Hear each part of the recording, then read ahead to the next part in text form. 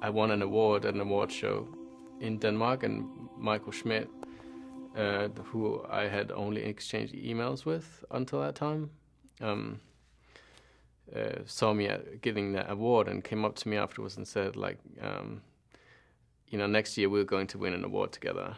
We chatted during the award show about how there was no sites at the time that did constantly updated news about what was going on in that kind of like world of web design and graphic design.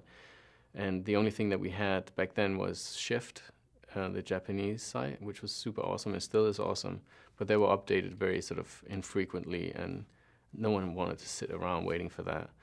So we figured we would build a system that just constantly talked about things as they were happening, and hopefully maybe involve some people to help write those little news posts. So that's before blogs and stuff, so there was nothing like it. So we set about building a system, and that's how that came about. And the next year we won an award for the K10K site, and it was like pretty ghetto, but it was good fun. And then after that we continued working together on K10K. Back when K10K was really taking off, there was nothing to compare yourself with.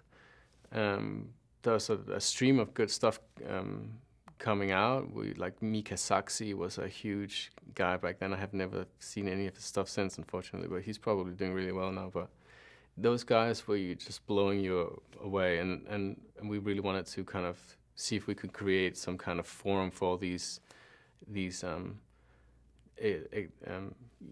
hugely talented designers that were experimenting with this new medium.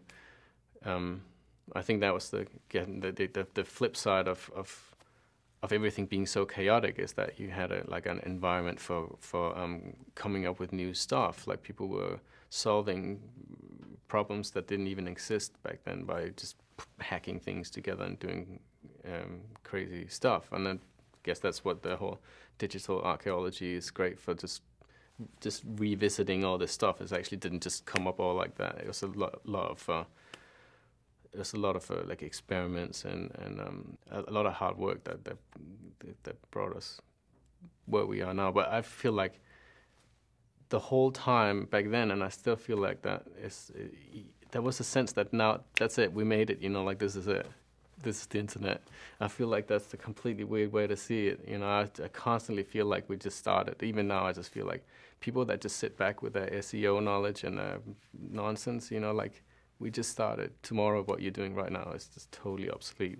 That's why I find it really nice to be able to go back and switch on all the old stuff and see how you solve stuff with like animated GIFs, and you did like some cool tables and some frames, if you were really awesome. During our time with K10K, we had a bunch of really great contributors help us out writing the news or contributing to the issues that we came out with, like, periodically. Among them was Joe Kroll, who was from a Test Pilot Collective. And a lot of these people we ended up working with afterwards as well. Like Joe, we worked with, he created the Facebook logo later on with Cuban Council, which was a big thing for us back then. We also worked with Cameron Campbell, who's a huge name in the design community, still is.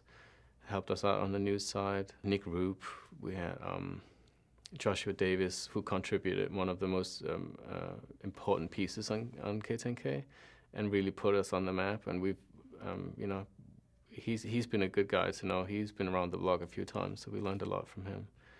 And he was also the first guy to show me around New York in his own little way, which was very interesting. So I like the effort of just revisiting all this kind of stuff, to say, like, here it is, and this is the gear that it was used on. There's no, this is what it looked like and how slow it worked. I love that idea. And I hope this can end up being end up in a format that I can carry around and show to my grandkids one day.